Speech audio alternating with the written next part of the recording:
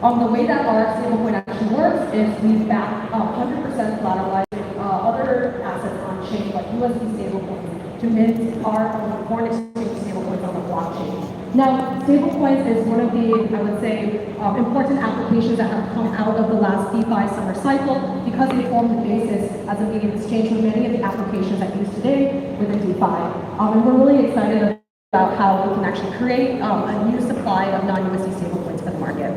Thank you, Sharon. I just realized we're not actually seated according to our faces, but it's quite obvious. Nitin, Sherry, okay? Sherry, please. Hey, Nitin was not pretty. I know, right? Hi there, good morning everyone. My name is Kenny Lee. I'm head of Singapore for OSL. We're a digital asset brokerage and we're most well known for running DS's digital exchange here in Singapore.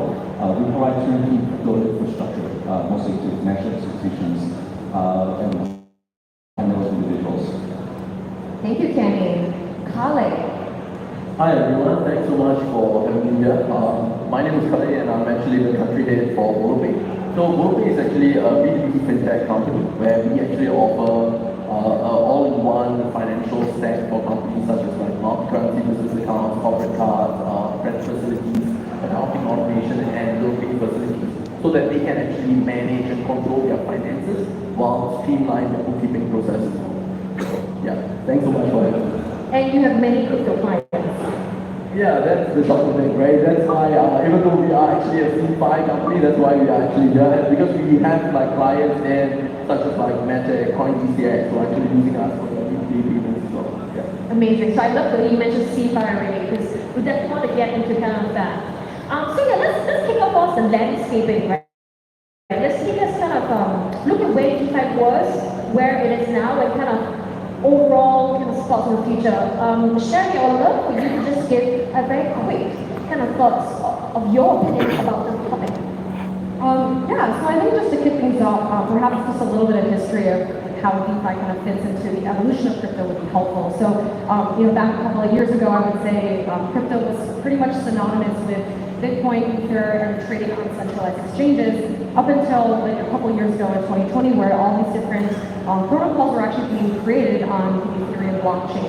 And this is where the idea of smart contracts and creating some of these trustless protocols really came about, where you remove that third-party custodian and you actually allow people to kind of interact peer-to-peer, all on the blockchain, these different kind of lending protocols. You can kind of borrow, lend, and do all sorts of things without kind of that middleman in there. And so these are the protocols that you know, like MakerDAO, Aave, etc. And so this is like the 1.0, I would say, part of the evolution. And then there are a bunch of innovations that happened in 2.0 that I think Gwen talked about earlier, that did some innovation on the idea of how liquidity was being created within DeFi.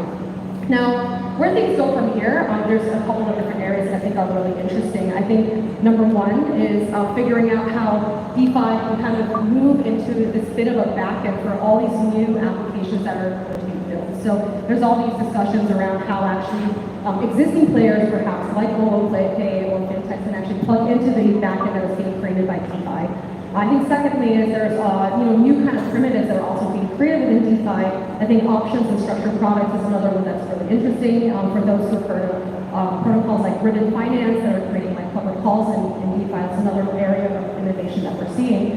And then also just deeper connection into some of the more metaverse native economies as well. So I think by now most people know of Axie Infinity and all of the different games that were created in the GameFi evolution. How do you actually plug in some of those financial services into these DeFi native economies? So those are a couple of the things that have happened over just the last couple of years.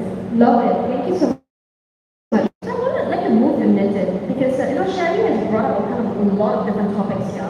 And I want to get to something that, like Kale, you mentioned CeFi, right? So one of the big questions in terms of DeFi is that will DeFi replace banks? Nitin, point of view. I would say right now DeFi has 1% of the attraction of the whole crypto community. It still has a lot to grow.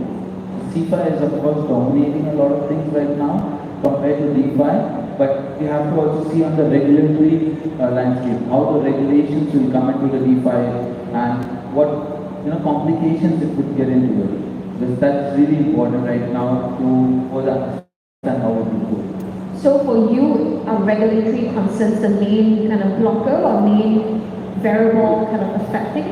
Yes, the reason why I'm more on the regulatory part about it is because any protocol which is represented by an individual could be actually brought down.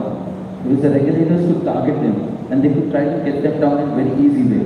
And then there could be other things like around AML, KYCs, and different obligations to come in for a different protocol also to be followed, which would not make it that easy to As well, you are DeFi-ish, right? Should DeFi be regulated? That's a really good question. You see CFI being regulated. Regulators are looking at aspects of DeFi that can be regulated to the extent that it is borderless. It is on a contract. So when you talk about CFI versus DeFi, you really talk about businesses, which is what CFI essentially is, versus DeFi, which is a technology or a platform.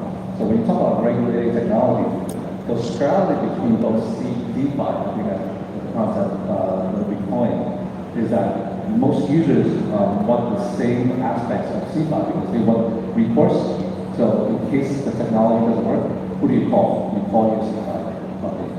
But when the risk, which is essentially what is being transferred here, in the CFI world, the risk is transferred to the CFI operator.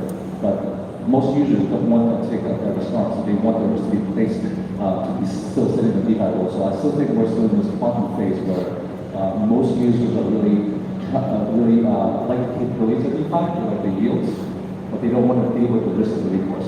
So for OSL, all your clients are obviously KYC, right? Every single one, that's it. One. And Sherry, what's your viewpoint on KYC? So just a big context on what we do. So we are a producer of the state. Is there a little bit of a... Oh, good, just put it nearer. Okay, cool. So basically what we do is we actually create the stablecoins themselves, and we're also the market makers behind them. So we actually, have our own strategies into different pools across DeFi. We pair our stablecoins against existing ones like DAI and other USD stablecoins. But what we don't do is actually provide, let's say, the end touch point to the customer. What we actually would do is work with other companies, for example, like DeFi platforms, lending platforms, etc.